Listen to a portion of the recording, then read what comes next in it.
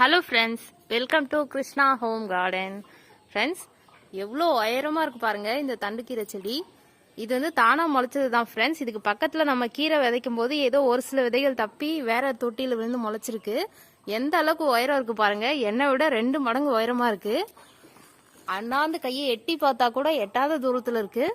இந்த செடி மட்டும் இல்லை, நம்ம தோட்டத்தில் வந்து நிறைய கோழிங்க இருக்காங்க. நீங்கள் நிறைய வீடியோஸ்லாம் அங்கிட்ட இங்கிட்ட குறுக்கில் ஓடிட்டு இருப்பாங்க, பார்த்துருப்பீங்க. அந்த தொட்டியில் எத்தனை செடி முளைச்சிருக்கு பாருங்க. இதுலயே ஒரு சம்பங்கி செடி இருக்கு. டிராகன் ஃப்ரூட் செடிக்காக தான் இந்த தொட்டியை ரெடி பண்ணேன். அதுலயே இவ்வளோ செடியும் முளைச்சிருக்கு.